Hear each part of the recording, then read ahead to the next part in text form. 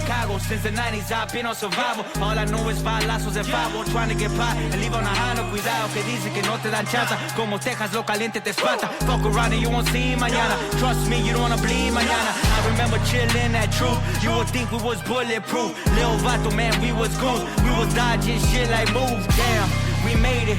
De la cuadra with an aim and gun. Now we trying to create the fun. Spend the money and we make it. I wasn't afraid of life till I made a life. Love my kids to the end of time. I'm still right here. Yo, man, what's good? It's your boy Jay Banda here for another epic for Kush and Coffee podcast. Today, man, we got a special guest all the way from Houston. We got the trio in the building. Gangsta Love, Carolyn Rodriguez, my man Ghost. What's up? How y'all doing? We doing good, man. Doing good. I appreciate y'all coming on, man. Take two for this, you know what I'm saying? I appreciate that. Right. Glad to be here. Always glad to be in the Shy, man. Yeah, I appreciate that.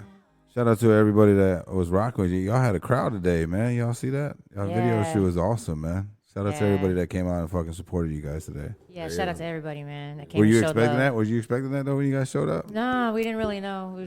We've been kind of promoting it for a little while, like for about a week, saying that we were going to do a video shoot today. So it was good to see all the people out, especially the kids, and it always makes me happy. Yeah, that was fire. Yeah. You're a legend out here too, man. Man. You're still doing your thing too, man. Yes, sir. Just shout out to that, man. So for all you guys, introduce yourself once before we get deeper in this conversation so everybody know your credentials and all that good stuff. For sure, shit. My name is G Love. I'm the next MC coming out of Houston, Texas. Shit, appreciate you for having me, brother. Yeah, love, man. No world. My name's Carolyn Rodriguez, the medicine girl, man. I'm G, over here in Chitown representing. Now with Kush and Coffee podcast. What's up, Chitown? It's your boy Bird the Ghost. Keeping my little brother's name alive through my music. You know what I'm talking about? Houston, Texas, the building. Shout out to H-Town coming in representing over here. So how's y'all trip? How's y'all going? How's everything? Really good. It's been smooth, man. It's been smooth. Yeah. Like butter. So how long you been on tour right now? That's a lie. Wasn't a smooth They on talking about butter? smooth like butter. They're all full of shit. Okay, look. Well, first of all, Let him know. I mean, from what I Positive deal vibe. with, you know, this is a piece of cake. Shit. You know, I do this. Okay, well, G-Love came. She got here yesterday, so with this one, She missed all the fun. She missed all the non-smooth beginnings. Positive vibes. That way. Well, Yes. You kicked off the tour here? She came in when it was all nice and smooth like butter. No, it kicked off here, yeah. Yeah. Where'd you guys open up at? Here? No, we were actually in Aurora. We did something for Dia de los Muertos. Shout out to Chicano Times. They had us the other day for that event. That was really fun. And then where are you guys going from here? We're going to be in Ohio, Indianapolis, possibly Lexington, Kentucky, and then Nashville and Memphis. So we're going to hit up Tennessee, Ohio, Indiana for sure. So how does it feel to be like still doing what you're doing, like since you started? Like grateful. Yeah, grateful. Just grateful for it because any moment this could all end. Be over with it. Yeah. And so you started this when? Like how old were you when you first started laying your first tracks down? Oh, I mean, professionally, you would say? Just doing it hobby. I mean, I hobby. actually used to record myself when I was younger, when I was little. Like my dad had bought me the double tape deck and everything, and I used to and he bought me a dynamic mic, so I actually used to record myself and write my own songs and record myself on there. But so I guess when I first got into a studio, it was like I already kind of knew what to do. But the first time in a studio, I guess recording would have been in college, back in 2000. That'd be my first time in like actual recording studio. You went to school for being an accountant, right? Yeah. And transitioned to being a rapper and a singer? Yeah, it just happened. It was just like I was always singing and into hip hop, so it just happened like that. And I knew I wasn't going to be sitting down at a desk with a firm. Like I always knew that. So you always started writing first, or you? Yeah, I've always written poetry, and I've always written, like I used to write short stories. I was like a big time reader, so I always wrote poetry, stories, and then I guess the poetry like turned into rap. Kind of. So whenever I was writing songs, and I used to write songs too, but whenever I write songs, like they're kind of more like in hip hop style, rap style, just because I used to write poetry. So. And the nickname Medicine Girl? That came from SPM. I had like several options for albums. When I first came out with my second album, I asked him, "What do you think this album should be called?" And he gave me like a few different title choices, and I chose Medicine Girl. And then like everybody just kind of started calling me that after that album. So how was that working with SBM?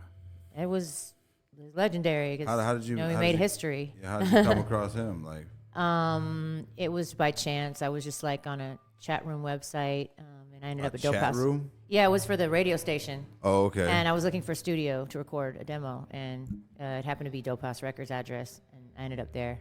That's how it happened. And it just took off from there. Yeah, well, no, not really. I mean, I continued to go to school and everything. Things didn't pick back up with that again until a couple years later. That's fire. Mm-hmm. And they were the first one to give you like the opportunity and shit to start singing on the hooks, or Actually, Juan Gotti was the first album I got that was commercially released that I was on. He had just gotten a deal with Warner Latina, so he gave me the opportunity to be on his John Ghetto album, and that was the first time I was on a commercially released album. So when you used to first hear yourself like sing and shit, did you have any deal with any like self doubt or self confidence issues? That's like the only thing I didn't have self doubt or self confidence issues about. Everything else, yeah, in life. Like I'm talking like from my body shape to my personality to the fact that like I was outcasted a lot because I was like just I don't know, like I was different, you know, I didn't really have a lot of friends in school.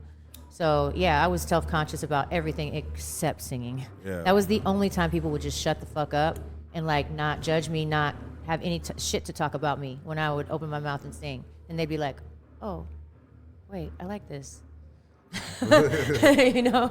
So yeah, that was about it. That was probably what my confidence was in. You know what I mean? Yeah, yeah. Mm-hmm. So G Love over here, tell a little story about you in the beginning.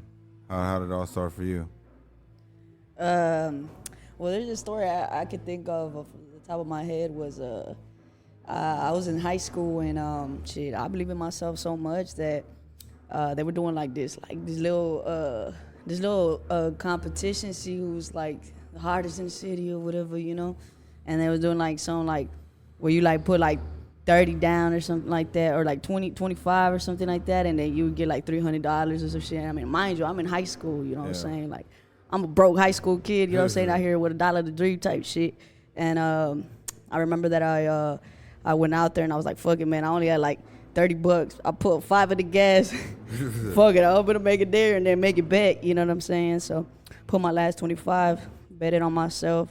Shit, I came out with the $300, you know what I'm saying? And shit, that to me was like, man, I always betted on myself ever since and just believing in myself. And that's just what I've always kept on having in my mind as far as where I'm at now, you know. Yeah, your thought process, basically. That's important, too, because, I mean, was it rough for you, like a female rapper to come up? Like, Oh, yeah, facts. I mean, and then, look at me. Look at the swag I have, you know what I'm saying? Like, I'm not out here, like, shaking booty, you know what I'm saying? Like, I'm different. So, obviously, I spit real shit, you know what I mean? So, man, I gotta have a voice. I gotta have a voice for this, you know? It's not just the looks. It's not just the image, it's talent. yeah. So, yeah, you know, it was a little bit harder. It still is, but shit, you know, still pushing through all of that, you know? I believe again, that's the mentality. I believe in myself so much that I bet on myself every time. Did you have that good like house structure though to like give you that good self-esteem boost to have that confidence to like lift you up? Did you have like your peers telling you like, yo, you're fire as hell, like people encouraging you and shit like that growing up? Like as far as like the support system? Yeah. I mean, I was like, it was weird because I feel like I could, now that like, I'm deeper in the industry and stuff, I feel like I can relate to what I was going through then in school. I was like very popular and stuff, but you know, as much as people like fucked with me and like, you know, rocked with me and shit, like you also got the motherfuckers who don't, you know what I'm saying? So I also went through that shit too and shit. But I mean, I guess that's kind of what like gave me the confidence to like not just prove them wrong, but prove myself like right, that I could do this, and that, you know, every time that I did risk it or I bet it on me, like I knew that I was gonna come through for it. Yeah. To get the job done. So. Damn. So how did you meet Carolyn? She's in the industry, really. You know what I'm saying? Like, you know, I'm out there in Houston making music. And we was doing we were out doing shows and ran into her a couple times and stuff like that. So, yeah, we linked up and shit. We've been rocking ever since, you know. So did you ever, like, I'm pretty sure you listened to her, right, growing up? It's kind of funny. Like I did listen to I did listen to like SPM and obviously she was on there. You know what I'm saying? And but I didn't know till like I was around her that I was like, oh shit, that was you. Because I still like rock with her. Like she's a talented person. Like even if I didn't know who she was, like just hearing her voice and hearing her do her thing, like it's like she talented. You know what I'm saying? Yeah. Like I rock with her. So That's fire. hell yeah. So she was like the first one to give you like an opportunity or a break? What you mean? Like open doors for you, kind of give you an opportunity, or from meeting her, like kind of. Nah, like I mean, yeah, Just your like, talent like altogether. as far as like, what you mean? Like as far as like, Since I mean, you, I since got your a relationship together, since he helped you out, like knowledge is being a mentor to you and everything like that, giving you. Oh yeah, I mean shit. I feel like you know I got a buzz going down in Houston too, and just being able to learn from her and like, you know what I'm saying, like she's one of the pioneers in this game. So shit, just being around her is like a blessing. You know what I'm saying? Yeah. So it's dope as fuck to like be able to like learn from, you know, some of the greats out in the city. So you say you've been in like 3 years and like you've been getting busy for the last 3 years, right? Yeah, like as far as me taking it like serious, as far as like, hey, like this is what I want to do for the rest of my life type shit. Yeah. So like 4 years ago, you think you'd be touring with Carolyn? 4 years ago? I mean, to be honest with you, my brother's a little older, so he like listened to it more, and he was more into like, you know, Dope House and Juan Gotti and Carolyn and, you know what I'm saying, like Lil G and SPM, all that, you know what I'm saying? Yeah. So growing up, so like for now that I'm like on tour with her and shit, like I'd be like, he'd be like, nigga, you on tour with Carolyn, you know? And to me it's like, oh yeah, you know? Yeah, like, sometimes you don't realize it too. You gotta let like sink in, you know. You just like live in that moment that you dreamed about. Like sometimes for me too, I'd be thinking about the same shit. Like you just don't realize you still chasing that thing, but you're not realizing that you're already living that dream that you thought about doing like 5 or 10 years ago, you know? oh yeah, like I wouldn't have, like we was younger and, and then they was playing all of SPM and Carolyn on the hooks and stuff. And I would hear her. I mean, I knew that I had a dream, but I never was like, oh yeah, one day I'm gonna be with that singer that's singing. You know? Just being a dream though, just being a dream. Yeah, like I never thought about it like that. But to be able to do it, yeah, it's cool. It's dope as fuck. You know what I'm saying? It's an experience, like for sure. That's fire. You know, before I even met G Love, like I ended up judging a competition where she was like one of the contestants. Yeah. And it was Mexican OT was on there too that day. That we voted for Mexican OT to win first place. We voted for her win second place. She didn't even know until later. Like, yeah, I was like, hey, I voted for you. I was in church that night. That's fire. Yeah, didn't know G Love, but it was like I remember we were all like, hey man, she's got something, you know, like she's got something that's different because there were a lot of female rappers that night, there were a lot of male rappers that night. I think it was kind of balanced out. You know what I mean? There was both. Yeah. But it was like, damn, noticed it right away, like her energy, what she brought. But yeah, I didn't expect for us to be on the bus. That's what I'm saying, on tour. You know what I mean? Like that's what makes it so. It's like I don't believe in coincidences anymore because of shit like that. You know what I mean? Like that was meant to happen like that. 100%. Yeah. Why was I at that night of all nights? You know, did they ask me to go judge that night? You know what I mean? Yeah, and again, like I didn't know her. Like yes, I heard, but I didn't know her. Like I've never really like saw her or anything like that. So we didn't see each other that night. So like I was in a booth, she was on the stage. We were separate. Oh, no shit. So when we like finally like ran across, like, you know, just doing like shows and shit, like when we finally ran across, it was like we just clicked, and it was like genuine as fuck. Like it wasn't like on no like, oh, this person can do this for me, or it wasn't nothing like that. It was just like, man, you talented, like, you know what I'm saying? Like it was just respect and love. And that's fire though. That's cool as hell for having one, and especially up here to give you that acknowledgement, you know? Yeah, for sure. So that's like, that's when like you see talent, you know how to see talent. So it's cool as hell. Yeah, she definitely got a ear for music, bro. Like I've got to see her work in the studio where it's just the ear. It's just the ear, you know what I'm saying? That's why there's only one Carolyn, you know what I'm saying? Because she got the ear for it, and, you know, she got the voice for it. And so, yeah, like she's distinguished. Like she can just look at somebody and be like, oh, yeah, that's a star. Like that motherfucker got a voice, you know what I'm saying? Yeah. A star recognizes another star. That's true. Yeah. Yeah, birds of birds of a feather. Flock together. Birds of a ghost of a feather. Shout out Bird the Ghost, man. What's up with you, man? Been silent over here. Yeah, I know. We gotta get the God in here too. Some here, man. Man, just over here chilling, listening to the ladies, you know. And honestly, right now, right off the top, I mean, it's a blessing. Like how you were talking to her, like as far as being here right now. Honestly, it's a blessing, and we all are exactly where we need to be. And honestly, me, when I first started in the industry and everything like that, like I never thought that I'd be on tour with her. But this is family right here to me. You know what I'm saying? Like as far as me and C, she's the godmother of my youngest son, and she introduced me to the mother of my child and everything. Shout out to Spectacular Creations. I did. Yeah, and best wingman ever over here. You know what I'm saying? That was my name. That was my name at first. Yeah, best wingman ever. You know what I'm saying? Shout out to Carolyn. What's up, man? But What it do? who you with? So how long you guys knew each other, man? I want to say like 6, maybe 7 years now, because it's 5 years ago is when you introduced me to Spec, and then years ago. Yeah, and I was at the time like doing videography when I first met her. I got a drop from you that night. I think South Houston. I got a strip club. Performing. Yeah. And when Good I old first Houston. right Activities. right, shit. Natural activities in Oh Houston, yeah, right? definitely. But yeah, I met her at a strip club, and I got sent there. Like real shit, how it met her is. at a strip club. But I mean, like I got a drop from her, you know, and then just throughout what I was doing at that time, like I was always getting sent to shows and everything like that to go get drops and everything, you know. And that's how I met her, was that. And I mean, we've worked together, been around each other quite a few times throughout the years before I actually started rapping or whatever. But, you know, that was back when I was doing videography and interviews and stuff like that, and stuff, you know. But anyways, not once did I think she'd be like, "Hey, Bird, you know how to drive the bus?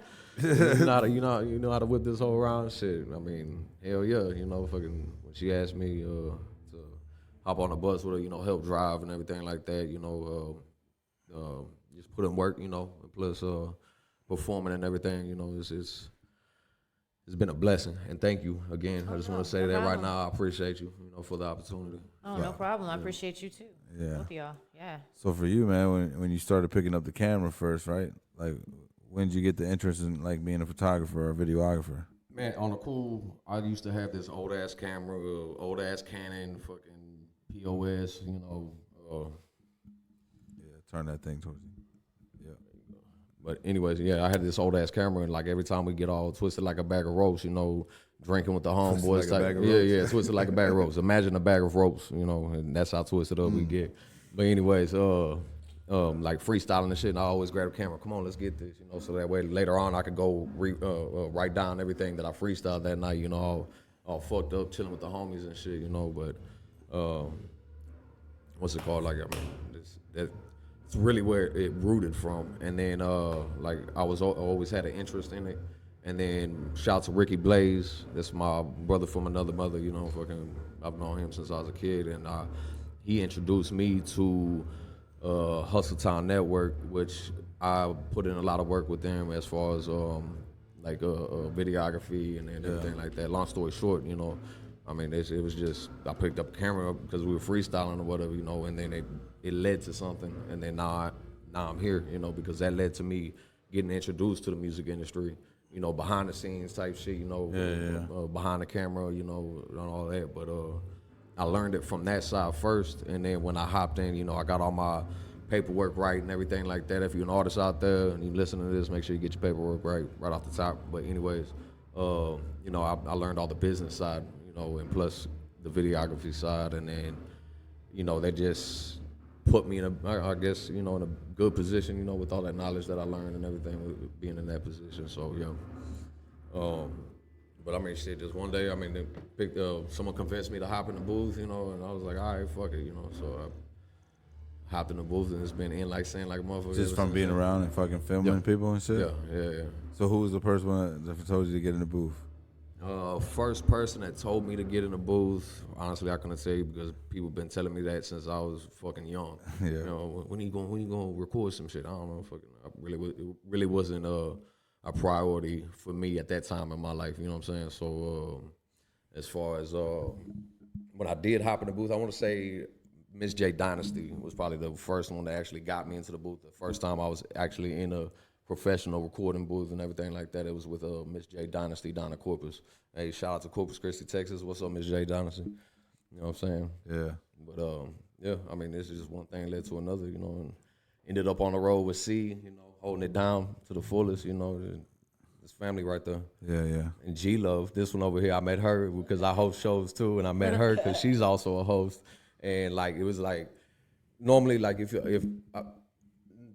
you work with someone that you've never worked with before, as far as like two egos on stage and hosting and co-hosting together, you know, it's sometimes you know it's hard to click with people. But that day, I remember that was one thing right off the rip. You know, me and her tag team that stage like a motherfucker. You know, not even knowing each other at that time, and you know she's a good kid. You know, and honestly, I got a lot of respect for her as an artist.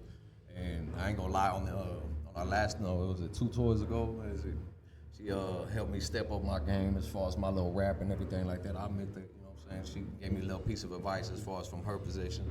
Carolyn has done the same. You know, it's a great experience. It's a good opportunity for me to expand my wings, so to speak.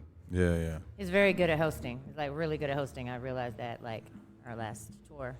He ended up because I was like, Bird, we're gonna need you to host because we're having technical difficulties. Yeah, so I need you to go out there and start hosting and shit. Yeah, it was So- definitely last minute, Yeah, you know. But I realized I was like, wow, he's got the skill. He's definitely got the skill to host because you have to be able. It's a talent. Yeah. Hosting is in itself is a talent. It's a separate talent. So he's got it. I mean, I feel like, you know, I MC, you know, I mean, I guess, what would you say? Is it MCing like Yeah, the same you thing MC. Yeah. Yes. as hosting? Like, No. I'd say that I MC, Well, like, Not to me. I say you MC more than host. I would say Bird more host, you more MC. I get honestly Yeah, like yeah. because I agree with that. you are. It's a different thing. Yeah, with you. Yeah. And you know, it's crazy because like when I met him as well, like we were on stage together, and I didn't know him, but you know, we went out there, and you know, I was like in the zone. I was like, you know, we're here for a mission. Let's go in and out type thing. You know what I'm saying? And the fact that, you know, he was inspired rather than like, because a lot of people can get intimidated when you know what I'm saying? Like, he got inspired, and that made me feel like, okay, like, I remember why I do what I do, you know what I'm saying? Like, so it was an experience to meet Bird, too. He came in with a bunch of energy, you know what I'm saying? I feel like... Who you with? Oh yeah. There you go. That's just one of them. I mean, you need that, right? You need that to, I mean, and just like being a human being, you know what I'm saying? You gotta He's a have catchburst type of guy. I mean, that's what he does. He does the catchphrases. Right, hell yeah. Who you with being one of them. Hot sauce on burrito, another one. Put some hot sauce on my burrito, baby.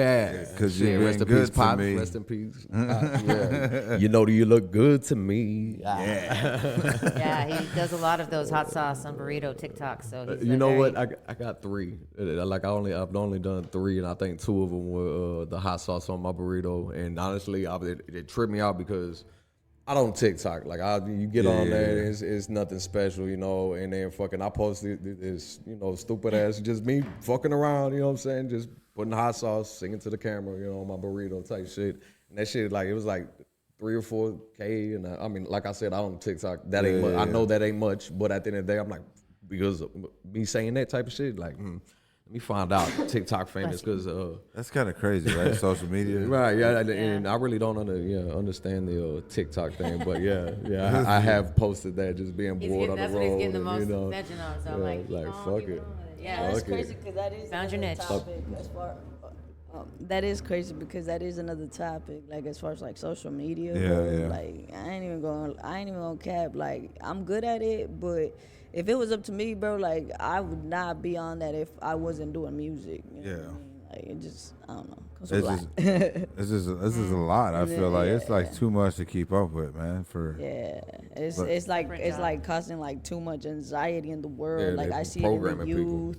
I see it in the That's what- youth. Yeah, like And programming people, all they do is scroll and they programmed. And, man, and I was driving today, and I swear to God, every person I seen today was just like on their phone scrolling. Yeah. nobody this is- looking up. It's like the Matrix, Yeah. the real life Matrix, man. I feel like I'm from the last of the generation that grew up with like no internet, no phone. I mean, I had internet like, but not till I was like in high school. Yeah, me, I was there with That was you. dial-up. Same thing, So- the .com era. Yeah. Yeah.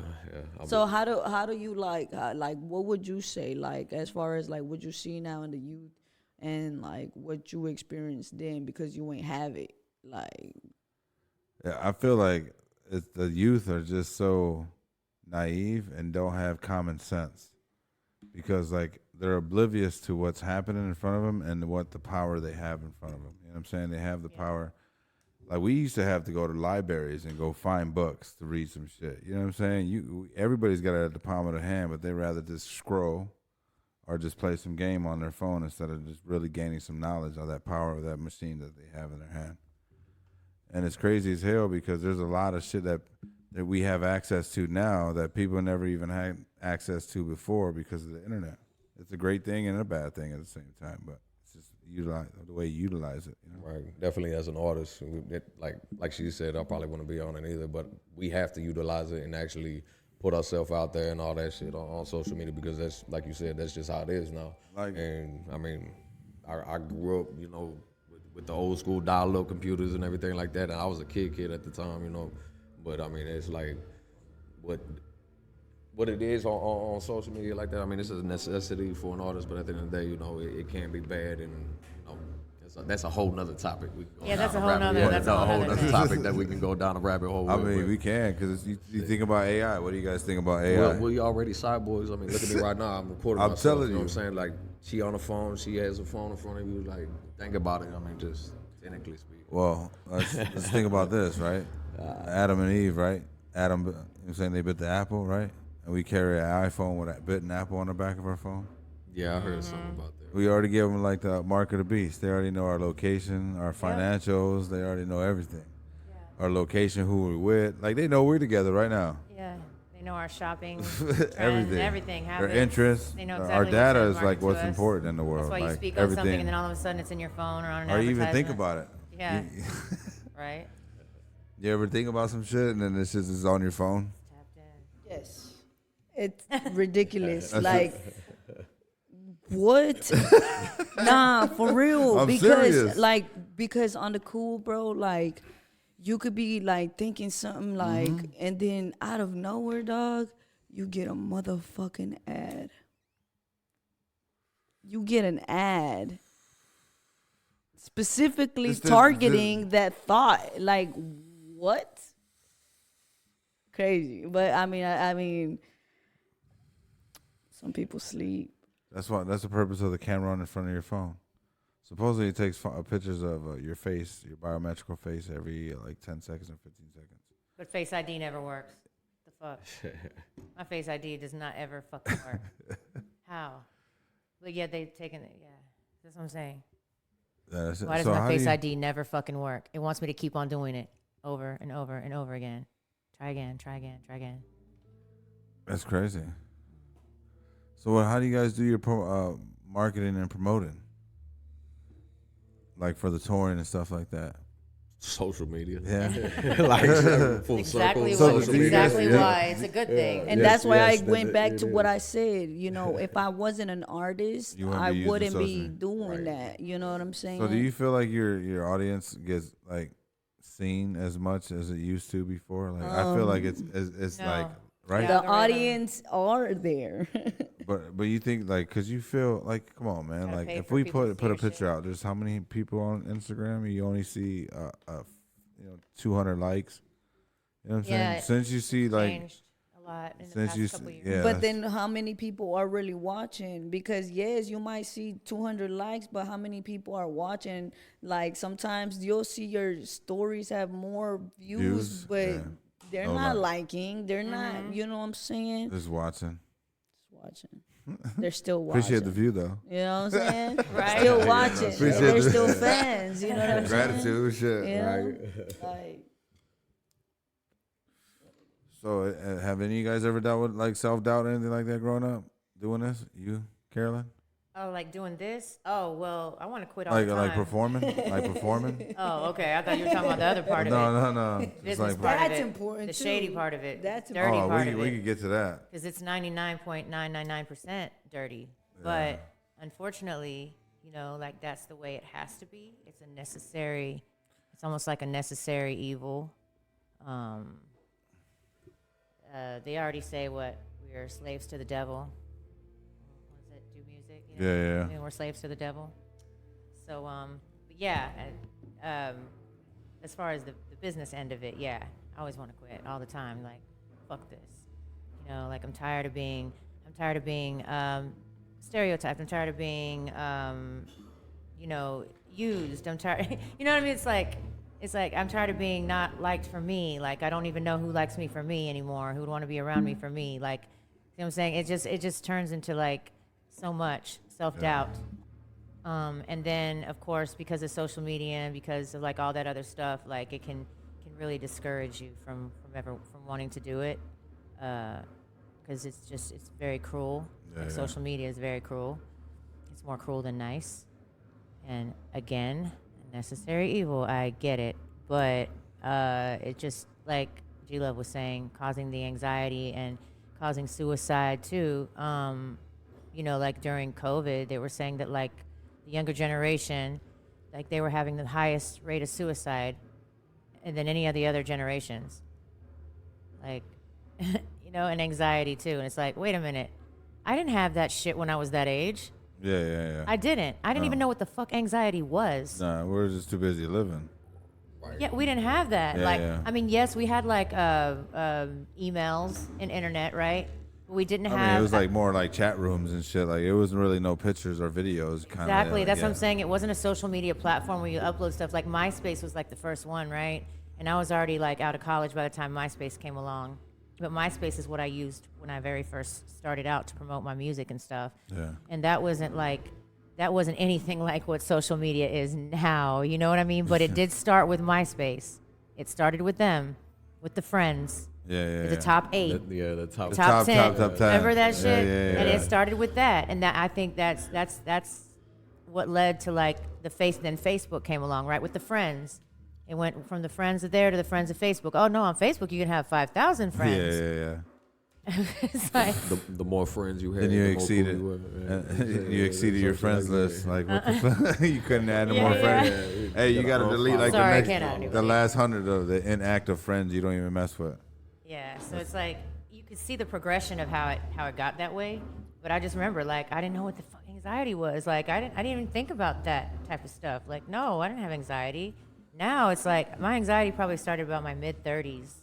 Like mid-30s started when I started having like panic attacks and anxiety attacks and stuff like that. That's when I started fully experiencing anxiety, and I was like, how the fuck do I control? I don't know how to control this. It's like, but then again, like that in those days, social media was going strong already. So it's like, yeah, I do think it contributes to it a lot. I really do. It contributes a lot to that, to depression, suicide in this young generation. And like you said, they're not even socializing anymore. They're on their phones. So like I feel like they're not in reality. That's not reality. Your reality is not in a phone. Like you're not even looking around you. Like, you know what I'm saying? It's like we're like spending like there's a quote. There's like we spend 90% of our time inside of a building. You know what I'm saying? Instead of being outside, one with nature type shit. You know what I'm saying? And that's not how we grew up either. Yeah. Had to be outside all day. Yeah, also. mom be like, get the fuck out Yeah. of the house. Shit, all right. And it's time to come in. It was time to come in. Coming fucking when the lights are off and it's dark outside. All right, my mom knows how to whistle real good, so back then she would whistle. So when I hear that fucking shit. If I didn't hear one of the homeboys like, "Hey man, you better get your ass home," type shit. Yeah, the good old days. Mama where gonna whoop your ass. right type shit. Yeah, but Yeah. that's- Well, you see, it's 3 different generations, 4 different generations maybe, right? Here. And it's like I'm probably one of the first generations to grow up with this. You know what I'm saying? To where it's like you have all that information in your hand. Like this didn't exist back then. Like this is, and maybe it caused like a lot of anxiety and all of this. But I mean, half of what the jobs are now are through. And you always are like, this is money. That's you know what I'm saying. saying? You can literally make Jobs money aren't off here, that they're in shit because you China. can set up your own Shopify. You can do You know your what own I'm business. saying? You can do all. Exactly, and but everything people, but people are programmed to get manipulated with the marketing of playing games and getting lost in social media, like Distracted. Instagram. You know what I'm saying? Like distractions. yeah, That's all it is, distractions. Like if you think about like all the time, you literally you're gonna catch yourself now, like sometimes mindless scrolling. Now, if you think about it, like you're gonna be going through it. In actuality, it's like you don't even need to worry about none of that shit. Like my homeboy Gary V says, man, fuck all that shit on social media. If you post it, you don't get what you like, so fucking what? You're still getting the fans that love it, they're getting it. You know what I'm saying? And that's all that matters. You know what I'm saying? Yeah. So it's like, as long as you just keep pushing your shit out, you know what I'm saying? Just keep doing you know what I'm saying? Yeah, Even it's all find about the art. any utilizing the way that the TikTok shit's going on. You know what I'm saying? So like how you can change that you could do some crazy shit on TikTok. You can just start a video, bro, off anything. Like you could just do anything now. It's Right. crazy. Social media is pretty crazy, dog. You could literally drop some like fucking yogurt or something on the floor and that shit'll go viral. You know what I'm saying? That's just so fucking crazy to me. Like, Yeah. I've seen so many videos like that. I'm just like, what the fuck? Like, and it's like the attention span for this generation. It's like, it takes them 3 seconds or a point seconds, a tenth of a second for them to be interested in that video. If not, they're gonna just keep scrolling by it. You know what I'm saying? Yeah. So it's like people are even shortening their music. Like the people on the podcast that come on sometime, they even like have short music. It's like 90-second songs sometimes. I'm like, yo, why is this? It's just like the hook, and then like a verse, and then the hook again, and then it'd be over. And it'd be like one verse. And I'm like, what the fuck are you doing it for? He's like, because if you get a play for 15 to 20 seconds, that counts as a play. Yeah. You know what I'm saying? Instead of a 3-minute song or a 4-minute song. And that's what they're trying to do, bro. They're trying to kill the art. Just think about the AI now. You know what I'm saying? Like they literally, you can literally copy you. You know what I'm saying? The AI can literally copy your voice, and you can. They can't copy my soul though. Yeah, that's the thing too. That's why it's not gonna work. And it's just crazy how they're doing that for like photography too. Like you could literally go in photography and just go and circle some shit and be like, all right, I want to generate a fake house, and like and it'll pop it up and it'll just do it. AI will do it for you. That's crazy. Yeah, it's pretty crazy. I low key. Never mind. Go ahead. It's just, go ahead. I mean, the thing is, it's like there's just certain things you just like can't talk about. You know what I'm saying? Why? Well, why can't we? Then you're allowed in the system to win. We always got to have a voice. There's certain things you can talk about them. We can talk about them. Yes. Yeah, I like token. That's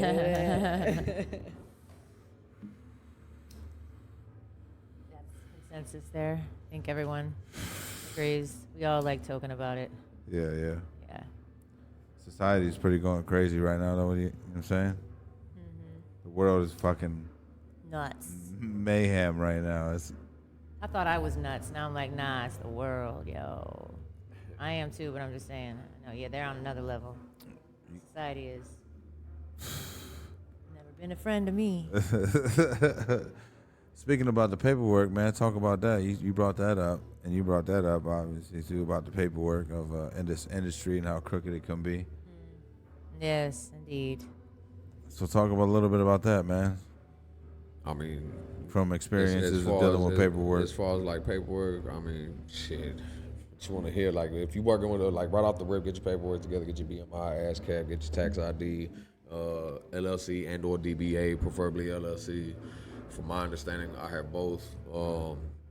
With that said, you know, of course, paperwork, you got all that as far as the base, you know, foundation of everything that you're going to be moving with next. You know, once you start working with other artists, split sheets, make sure that contracts are as far as split sheets, you know, is written down and come to an agreement and shit, you know, and make sure you put them, you know, for what they worth and, you know, as far as what they brought to the table on the song and everything like that. I mean, that's a whole long list, you know, I can go down and everything like that, but I mean, it's just do your homework on it, you know, I'll say less or whatever right now, but I mean, at the end of the day, like, just make sure you do your homework and get your paperwork together if you're an artist out there, because I mean, like, that's the first step of actually doing this professionally and not just treating it as, oh, I'm just gonna rap, you know, cool, whatever, and then not go about it on a business aspect, and then don't know your own worth and don't know your value, and like you got to be able to, you know, realize that the business side is a major aspect of you getting your money, you know, on the back end and everything like that, digitally, and you know, performing live and everything, and so on and so forth. But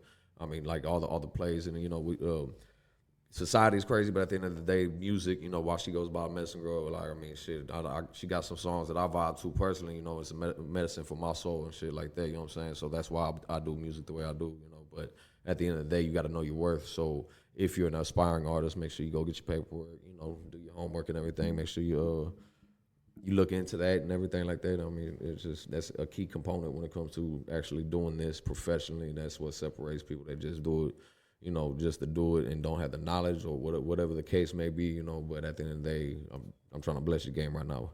If you don't have your paperwork, you know, handled up on, make sure you go out there and fucking do your homework and get your paperwork correct, for real.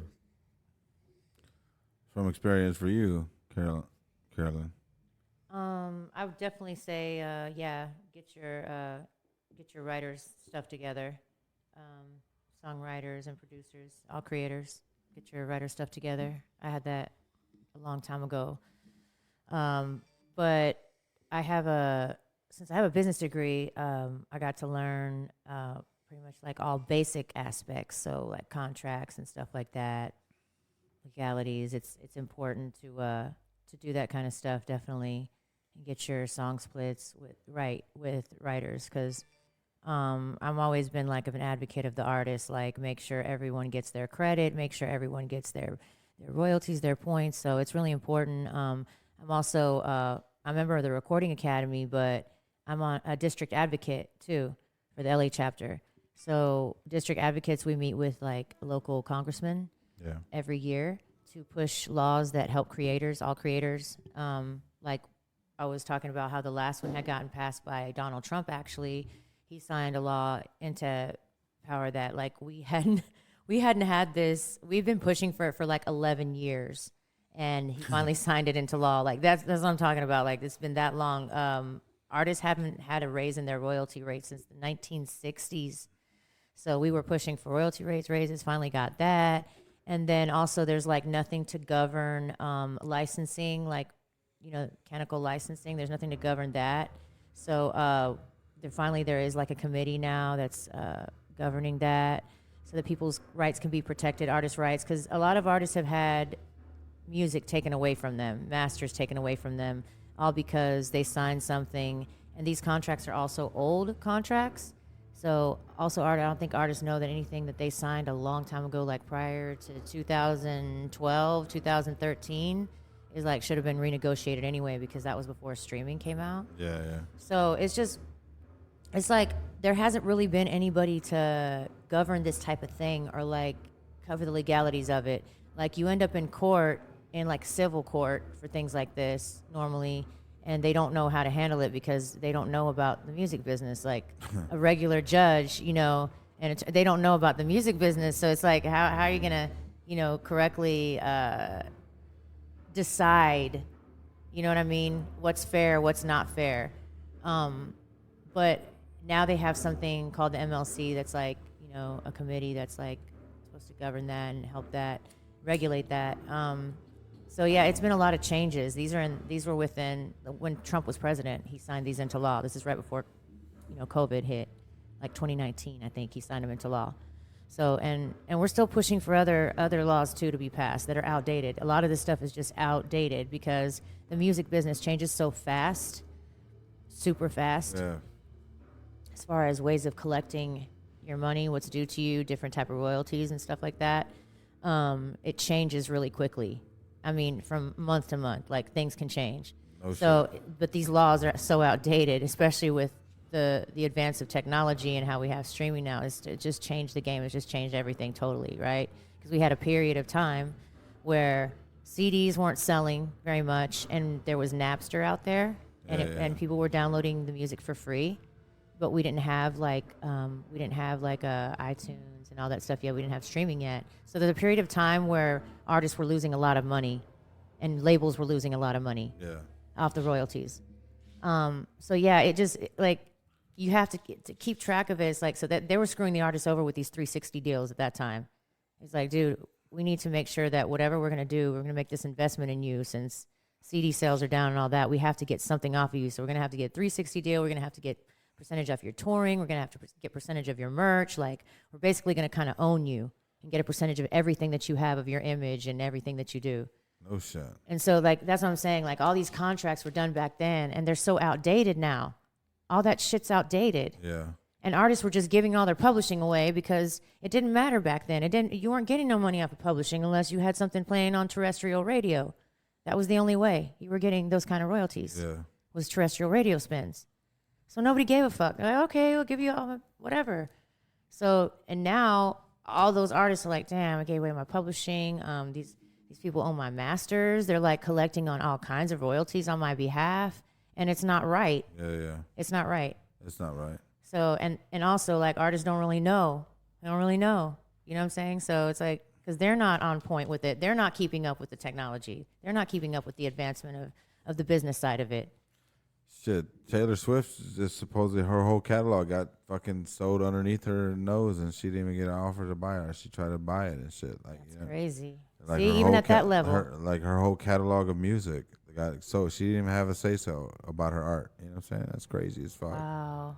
Can you imagine that? Like, I'm pretty sure you. I mean, I can because you've been through that shit. Like, it's just like at this moment in time, you know, I'm going through a situation. Not on her level at all, but yeah, it's a moment in time I'm going through a situation where I got to look and see that some of my top songs I don't get to earn a fucking penny from it. And it's like, and I should be.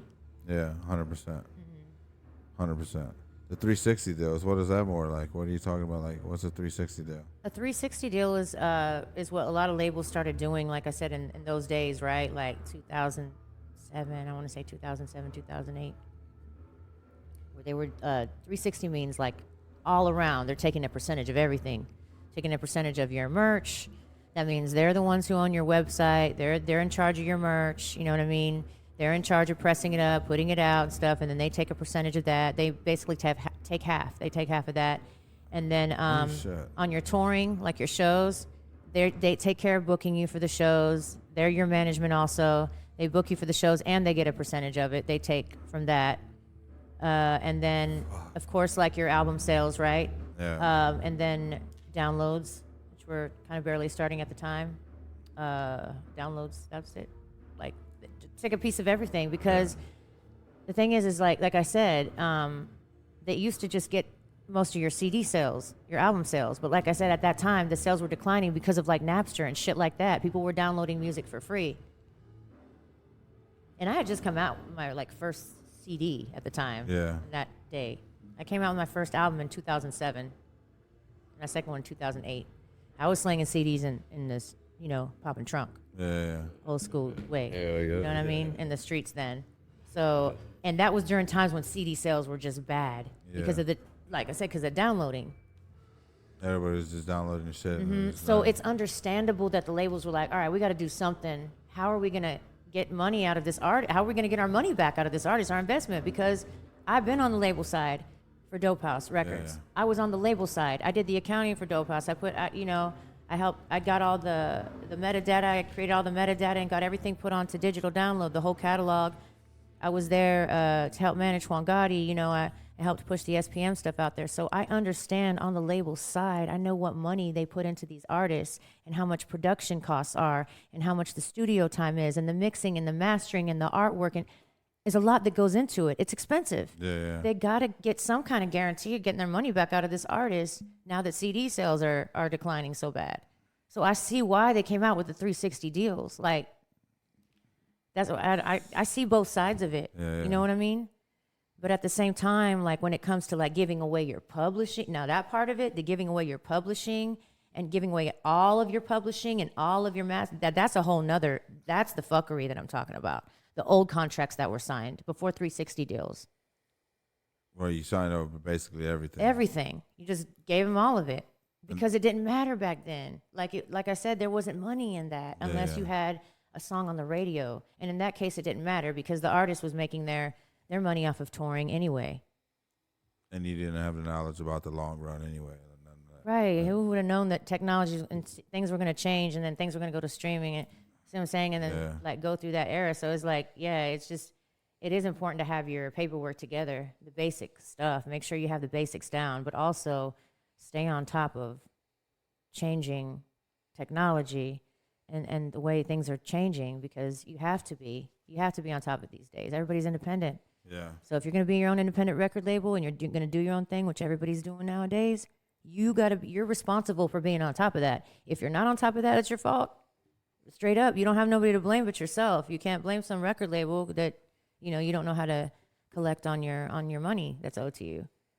So it's like a you could do it this way, do it all the way independent, but it's all you're accountable for everything, like how I'm doing it. Yeah. Or like you can, go to a label at the same time, but it's going to be on a bigger scale, and they're going to market and promote you and going to open doors for you that you probably can't do by yourself. So it's what do you want to like as an artist? It's up to you, like how you want to do it. But I just always just ended up doing it independent. And I guess just because I've always seen the business side of it too, so I kind of identify with both. Took control and just move forward. To do my own, be my own business. Yeah. So how's that been going for you since you transitioned to that being your own business and everything like that? I've always done it. That's what I'm saying. Like I always have. Even when I was signed to Silent Giant Entertainment, like we didn't do a 360 deal. I always had my own merchandise going on my own website. I would do my own projects. You know what I mean? Like I always had my own thing Going on. Yeah, because I never wanted to wait on anybody to do it for me. And I got rejected a lot at first, and nobody wanted to sign me. So it was like, well, I'm doing it myself. That's fire. Yeah, and everybody's doing it independent now because you can. You just got to do So it. easy. Like that's crazy as hell because you could literally get make your own tour on an app. Who came through here? What's his name? Keen Streets and BSF. What's his name? Fucking Fuego Base out of Connecticut. I don't know if you guys know him. No. But he came on here and he talked about like how they set up their whole touring on an app, man. That's what I'm saying. Technology has changed compared to like you needing a booking agent. Right. And they got to set up everything for you. But there's like an app where you can set up in the cities.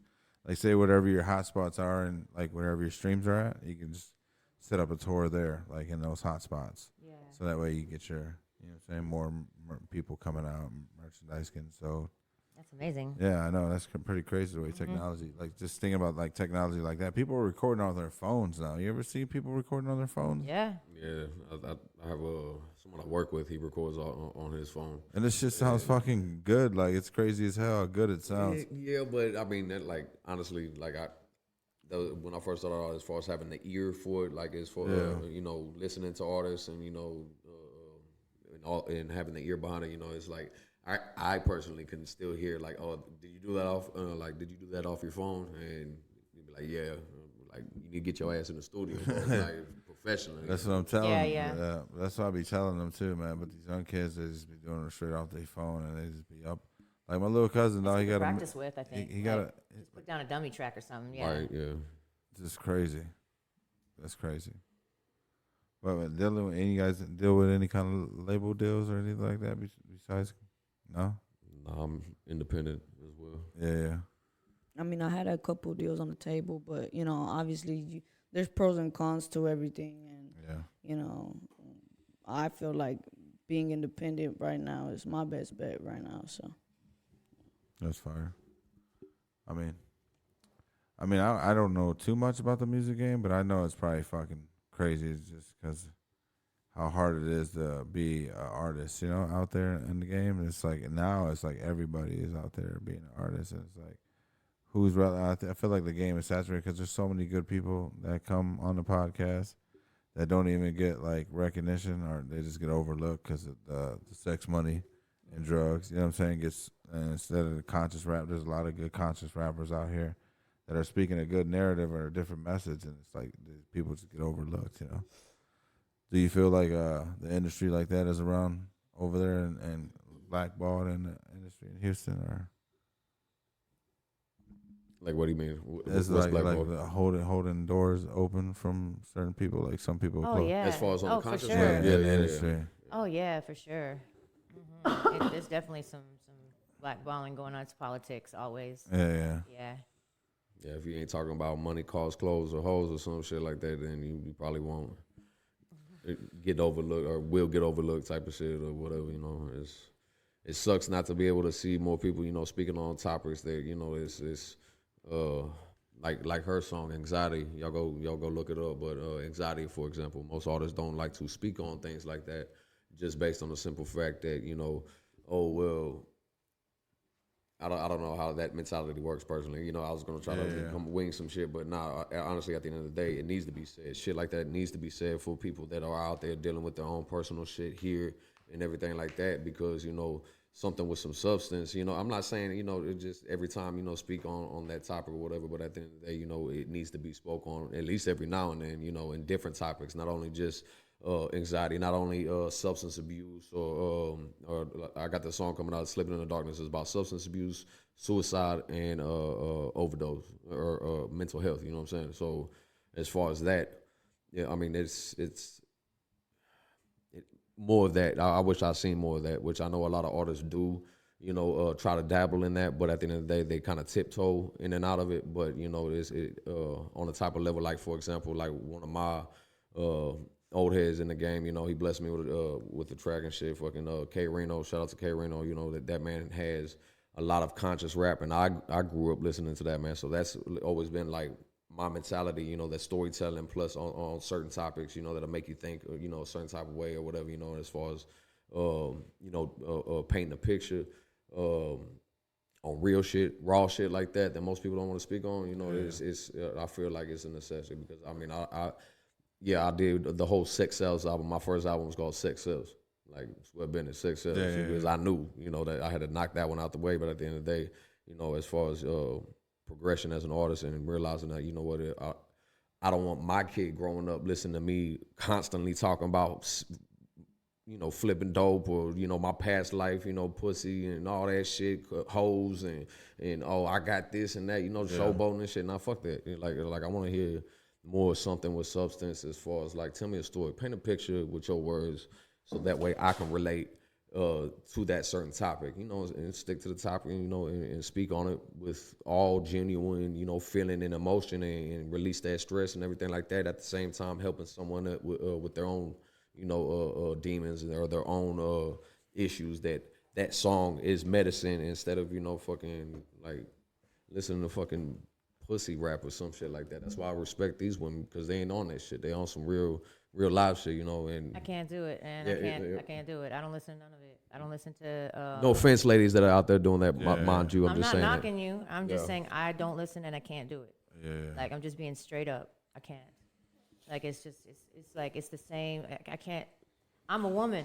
I can't listen to it. I don't want to hear you talk about your pussy the whole time. I can't, like, I don't want to hear that shit. It's just me. It's my personal preference. I don't want to hear it. And, like, it seems like that's pretty much what's popping right now. So that's all. I mean, sex sells. That's what it is. But I don't like it. Yeah, I mean, and again, like, back to what you were saying, like, if it's harder for us to, like, because we out here, like speaking with something with substance, you know what I'm saying? Like, yeah, it's going to take us probably, we're going to go a little bit. Be a slower route. Yeah, a slower route, you know what I mean? Yeah. And so, I mean, but Hey, we talented, so we know what we bringing to the table.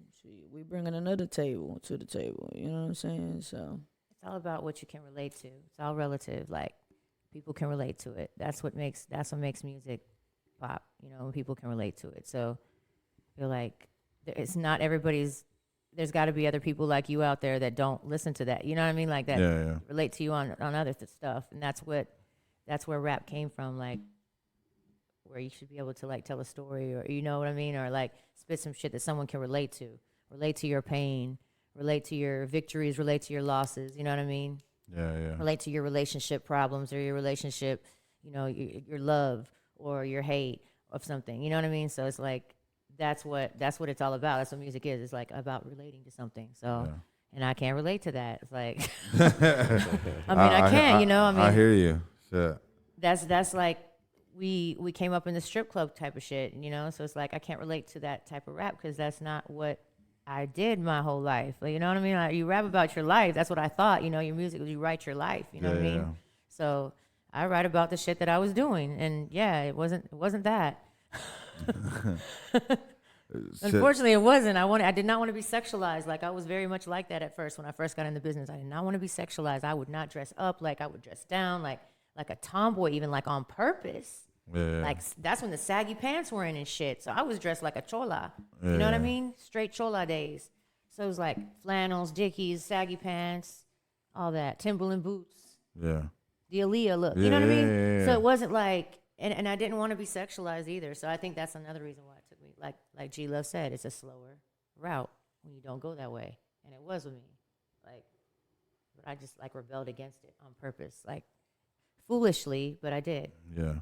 Yes, I do. I do regret rebelling against it so long because, like, I would just purposely just like, I didn't give a fuck. Like, I would just drive all night, show up to the show, like whatever. You know what I mean? Like, and I know now, like, I should have, but it was just that's how I felt at the moment. I want to be with my boys, You know, I was so naive. I was naive to it all, but you know, experience brings wisdom All the time. Mm-hmm. Hey, you brought up mental health, man. So, like, how do you deal with that as a man, with your mental health? Like, how do you cope with it? Who do you talk to about it? Usually myself, self-evaluation. like I don't go out talk to myself about it. I mean, that might seem a little crazy, but at the end of the day, it's self-evaluation and to be able to understand oneself and what you're going through and why you're being, or reacting in that type of manner and what happened and, as far as in reaction to, okay, you feeling some type of way, as far as me personally, is, just realize and recognize and analyze it, break it down, like, all right, cool. I'm not perfect, I'll be the first to admit it. Yeah, sometimes shit be getting at me and eat me, from the inside out. But at the end of the day, just being aware of oneself, and really knowing yourself is really key. And I know a lot of people have trouble even knowing how to do that. And I barely know how the fuck I'll be overcoming this shit. I'll be overcoming, life be life and whatever. But at the end of the day, I mean, as far as a man and how I do it, I just take some time out to myself, go enjoy, a view, go to a lake, fucking go take a drive, just chill, relax. Yeah. Realize that shit ain't that bad because you might not be here tomorrow, you know what I'm saying? Like, fucking, I might not be here tomorrow. If I died today, at least I know with this type of thought process, if I died today, at least I know I did the best I could on everything that I've done, all aspects of not just music, with family, kids, family members, just people, and having that ability to, be aware of yourself and understand yourself, I think that's helped me a lot as a man. But I've also, kind of done my own homework. I ain't got no schooling behind me on it, but I'm really into, like, psychology, sociology, and that's due to the fact they prescribed me fucking Lexapro or some shit when I was like 16. When I was a kid, I had anger issues or whatever the fuck that dude was trying to tell me and shit. It was like, yeah, I know. Like, tell me something I don't know, So in my head, like, once they gave me the fucking pills, like, I didn't like the way I felt, I really never liked pills, you know what I'm saying? Like, fuck that. Like, I felt like a zombie. And, like, one day I was like, fuck that. I told my mom, I was like, I ain't taking that shit no more. And moms be momming and shit, fucking with that. Yeah. You better fucking take your medicine now. I stopped taking it. But at that point in time in my life, I was able to have a mentality to where I started doing my homework on why I was like, what did I need to look up and do my homework on, which psychology, understanding how the mind works. There's so many different aspects with that, but also sociology on how you interact with other people, because that's key, and so on and so forth. Yeah. And then, I mean, I dabble in a little philosophy or whatever, I listen to philosophers and shit like that, but at the same time, with that type of knowledge and being blessed with the type of mentality at that time at 16, to actually, I guess, peep game on myself and, why I was doing the things I was doing and why I was raised the way I was, and just started analyzing people, and it became, just me being aware, on who people are, who I am, and shit like that. So, you just need to understand yourself and what you're going through. And fuck yeah, fucking sometimes you gotta let it out, and you know what I'm saying, let it out, whatever, fucking you got anger built up, talk to somebody. If it gets to the point, whatever, if you got going through things in your life, I'm not talking about myself right now, I'm just talking to general, the viewers or whatever, or listeners, excuse me, or both now. Yeah. Congratulations on that transition, by the way. Appreciate but, it. But anyways, as far as like having a mentality like that and being blessed with that type of mentality, that's I kind of project that into my music, as far as like what I'm trying to do now and how I'm trying to, I guess, be known as an artist, like that sex sells, fuck that, like this next album I'm about to release is called As Above, So Below. So there's so many different directions you can take that, you know, but simply, you know, what you do in this life reflects in the next life, you know.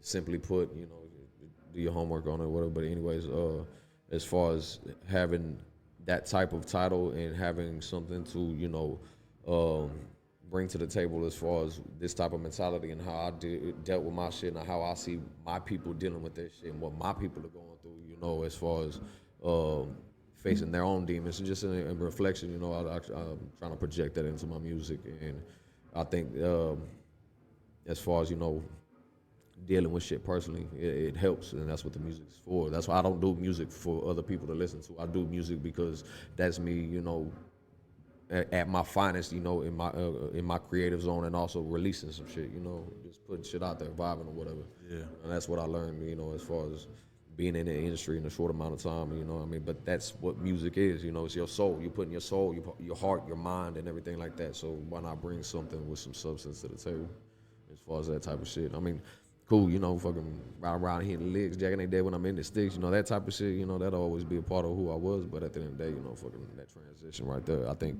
is where I'm being led to, you know, by the powers that be, you know, and that type of path and everything like that. So, you know, how do you deal with your shit as far as being a man, if you don't mind me asking? Shit, man, this right here, actually, this has helped me a lot. Like, just to be able to talk to people, because a lot of people just don't, like, understand. Like, when I be asking them questions, it's just because I be asking myself those questions just to see their perspective on things. You know what I'm saying? Just like handling the things like, cause I got 5 kids, bro. Like mentally, so like I gotta worry about them. And this world is so crazy now, and I got 3 little ones. I got 4 girls. So Wow. I got my Congratulations. my oldest son just graduated, so he's 19 now. Congrats to him. Thank you. Right. And my daughter's 17, my oldest daughter, and I got 4, 3, and 2 at home. 3 little girls. COVID hit, so you know something had to do something. Right. COVID hit, so you hit. COVID hit. So it's just like the thing about that. Me and my wife really talk a lot more than I think most couple probably do, because I think communication with your queen is most important. You know, Very, very much so. Because if you don't have that communication where you have that open conversations about what you're going through as a man, where she can see the things perspective as a woman, where she can guide you. You know what I'm saying? Not them nagging ass women, you know what I'm saying? Right, right. Because the women are like, not the bitches be tripping. Women. You know what I'm saying? But the real queens out there, man, and a lot of queens are overlooked sometimes, they're taken for granted. You know what I'm saying? So, right. True. But for me, man, it's just talking to my mom too sometimes, and my dad, man, and sometimes it's like hard to talk to my pops because he wasn't really there, but he was there type shit. Like he was. Yeah, I know the feeling. So it's like the relationship wasn't there. You know what I'm saying? Right. He was, and it was just like it's hard to open up type to tell him like how I feel or how I want to like open up. Well, that was a different time on how he was raised. You know, yeah, that's just understanding. You know, that type of thing. So you do have those people you reach out to. Yeah, because he didn't have a dad either. So you know what I'm saying. So it reflects back to that too. So like how our generations were growing up, you know what I'm saying? So we always got to take that to perspective too, because some people grow up and don't realize what their mom actually went through, you know what I'm saying? What they went, but besides what they went through, you know what I'm saying? Yeah. Right. So it's kind of tough to look at because your life could be rough, but your mom's life could have been rougher type shit, you know what I'm saying? Yeah, most definitely. And it's I was raised by a single mother, so you know, what's up, mom? Shout out to the moms. Yeah, right. Shout out to single mom. I feel like a lot of like kids, like I guess, or like just when you're a kid yourself, like, or you probably just see your parent like you, like mom, but like they forget, like, you know, they're women. You know what I'm saying? That's somebody's kids too. You know what I'm saying? And you know, just having to watch it from that perspective of like I come from, my mom was a single parent and she did it herself, you know, growing up, and you know, like having to step up and become that, you know, second parent to like the younger ones, you know, like I learned a lot and I had to grow up so fast, and so that's like sometimes a lot of them like we like growing up with our parents, you know what I'm saying, and the same way that like we're learning from And it's beautiful that you mentioned that you're like, damn, like I talk to my mom, I talk to my dad, and you know, like you realize you're like, damn, like I'm breaking generational curses, like you know what I'm saying, like it's deep, and that's what we're out here doing, you know, through the music and just I mean, being human, bro, like you know what I'm saying. Shout out to that, yeah, being human, man. For real. And I mean, just the whole understanding and having comprehension. Like, you know, you say that communication is important. Yeah, like that's very true. Like, but also understanding. You know what I'm saying? Understanding is like without it, you could talk all day. You know what I'm saying? 100%.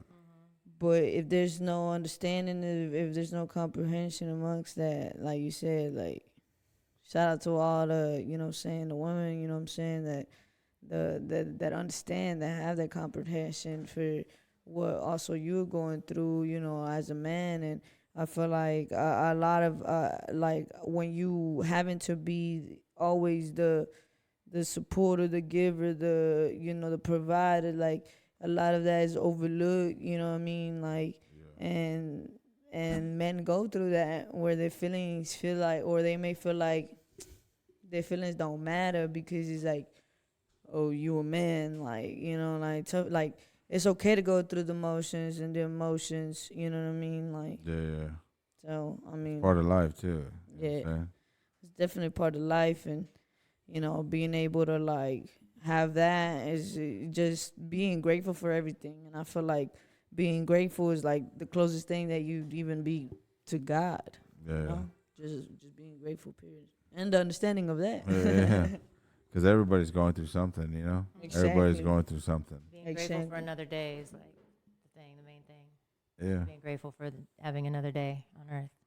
Yeah, everybody is going through something, you know what I'm saying? Like, no matter what it is, like, everybody has their own trials and tribulations, and nobody's trials and tribulations are greater or bigger or smaller than others. Like, just having to understand, like, you know, respect, love, boundaries. Like, I mean, there wouldn't even be no such thing to why we even, like, going to war if we all understood that, you know what I mean? So, understanding and comprehension is very important. Man. I tell you, like in the rap game in Houston, like is it hard the people to work with you guys, or like if you try to reach out? Because I know in Chicago it's different, man. It's like the culture here. It's like certain people work with certain people, you know? Is it kind of like the same shit out there in Houston? No. Not at all. No? Nah. Like everybody fuck with rock with each other and shit, pretty Yeah. much? Definitely compared to here, yeah. There's always going to be certain things, but nah, it's a lot different. Yeah. I mean, I feel like, you know, I kind of moved around a lot too. So I feel like it's kind of like the same thing. Like the cities go through the same thing, bro. They just got different lingos to things. Like it's like the same thing. Like people from Chicago want to like leave from here, you know what I'm saying, and go somewhere, and other people want to come. Yeah, to Chicago. You know,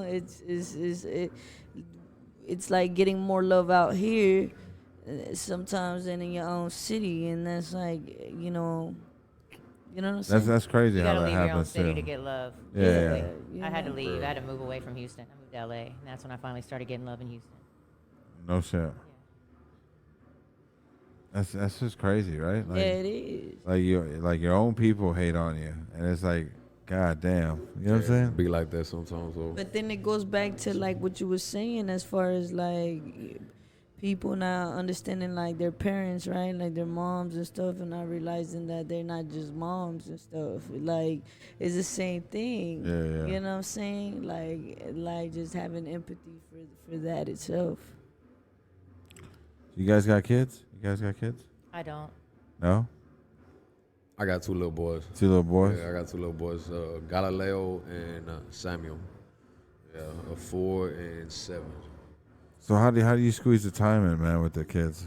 The balance. Man, like, 'cause this ain't my only job. I got more incomes than just one, you know. So at the end of the day, you know, squeezing in time with the kids is a necessity because on the cool, in my son's arms, in my kids' arms, is probably the best sleep that I get. You know what I'm saying? Yeah. Other than that, I'm always on the move, trying to, come up with a dollar and everything like that, so I can provide, and make sure that they taken care of first, of course, and then at the end of the day, I also am an independent artist, so I come out of pocket, so I have to work harder, on my other incomes and everything like that, so that way I can provide for this as well, and not only just chase the dream, but at the end of the day, making sure I spend time with my kids is a priority. On top of everything else, all of my other responsibilities. But I mean, I had my oldest son for a year last year, and that was an amazing experience because, long story short, I went through some things between me and his mom. But long story short, he was about 4 was really the first time I started, actually was able to spend time with him. So I didn't get that with him. So my youngest son, I'll make sure I'm there all the motherfucking time, so that way I don't miss out on that shit that I missed out, with my oldest one. But I mean, hell, I might be getting him at the beginning of the year. I got a phone call the other day, so yeah, it's a blessing. It's a blessing, but at the same time, it's like, all right, he must really need me because I mean, kids are kids, and how many you say you had? You 5, right? 5, yeah. So you already know, But yeah, the little ones, man, the little girls at home, man. That's why I just wanted, because I done did the photography, videography thing for the last 11 years, Right. So I've been in that industry for the last 10, 11 years. So it's now it's man, you can't even get me out the bed unless I'm gonna go out there, you know what I'm saying? Really network with some people, or you know what I'm saying, just chill. Because man, the time with my babies is just precious now, because they're so little. They grow up so fast, bro. So, you know what I'm saying, the time as they're small, the cutest moments, the hugs, the words they can't pronounce right type shit. You know what I'm saying? Just the little shit, man. It's man, I looked at my baby this morning and she looked so big. I was just damn, she's already so big. The baby is gone. The baby, you know what I'm saying? Time to have another one type shit. We need another baby. We need another baby. Come on. Because it's just it was crazy because my daughter was 17, so the gap from fucking 4 to 13-year gap. Got you that babysitter now, built-in babysitter. Yeah, I know. Yeah. That's what I became, so I know. Oh, for your sister? My sister and brother, yeah. I was 9 years apart, so yeah, I'm a babysitter. It's cool. Got a hand in raising them, so. So how's your nieces and nephew look at you, at Thea? Oh man, my niece. I have one niece. She's my baby. She's my world. So she's 6. She's autistic. Oh, okay. So she's very special. Yeah, she talks. She's not one of the autism. There's autism.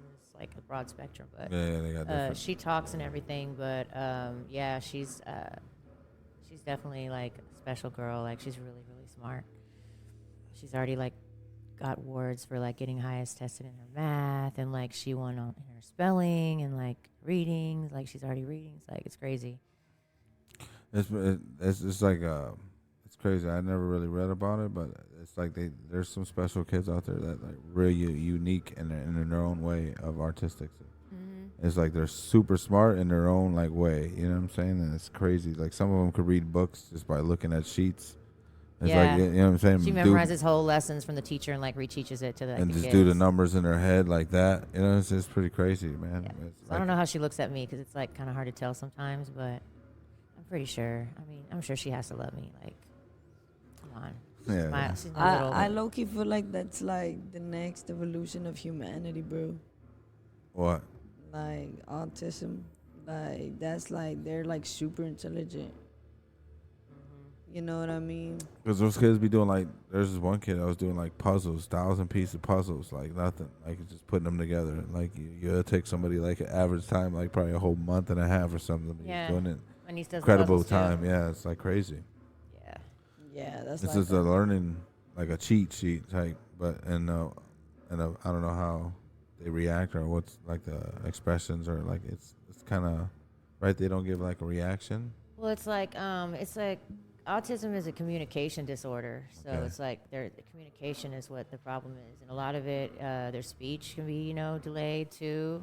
So it has to do with their speech too. Like my niece was behind in her speech for a while. She's starting to get better, but she doesn't speak like a 6-year-old. Normal 6-year-old would be speaking. So it's like it's just a communication disorder is what it is. So it's kind of like hard to understand. No pun intended. Hard to understand. Yeah.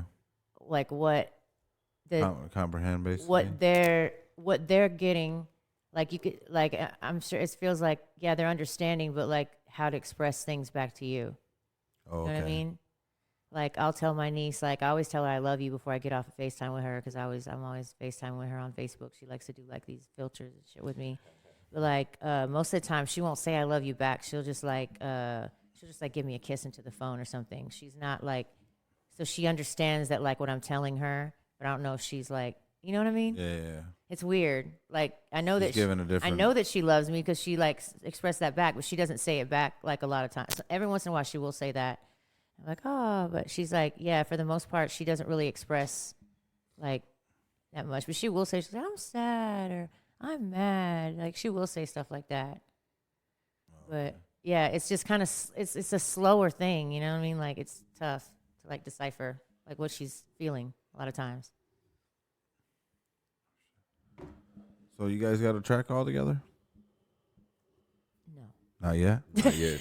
we do not.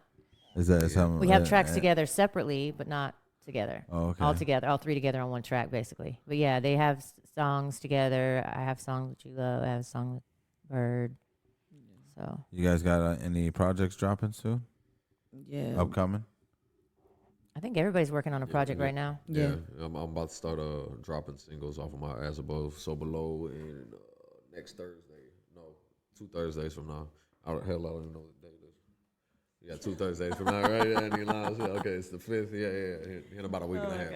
Yeah, it's been a long day, but it's a blessed one at the same time. You know, we are exactly where we need to be. I feel like for sure, like tired and high and all. Yeah, I'm high as fuck today. A little buzzed up.